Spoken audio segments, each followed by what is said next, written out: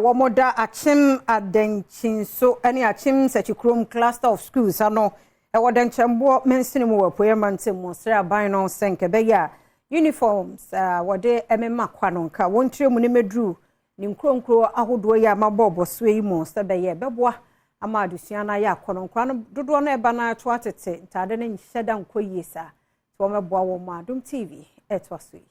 Pinu ene enkunumu ena aban ehye free school uniform policy no ase ya wode beboa adesuafo a wonum ewo enkronkum asebo wa ahokyere mu ya emu adesuafo enya school ntade enhye emfanko school mu na America krantemu nie no saa dwumadie no enkoso ya ne senti adesuafo a ehu hia senka wobenya school ntade wonya bia ma ahokyere pa ena ababeto won so headteachers ene security supervisors bia wonum ewo achem adenchensu ene sechikrum cluster of schools yani nyina wo Denkyembour mensini wo epoye mantem mu ene amane boni atwetwenkoma wo kire mu se oho ekom pa yenkola no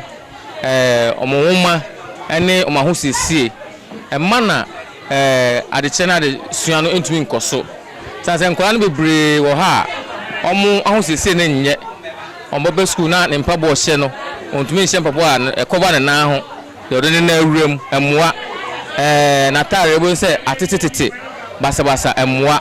nti mana akola na kasa na omunya confidence a odi sua de akola bi ho a o good pa na so san se ne honam no anase na tare hyem no enkoso nti no bo se na ne confidence no kofom omuntade hyem omubibiem kofo bebre na nkola no bebre na ho ha omu de efia tare na ebe school kan uniform no eye main problem mpaboahye eye another problem we furniture a problem e wo honum say ye hono na road access to road no so ye another big problem iso to say ya e den say obetima akọ community honum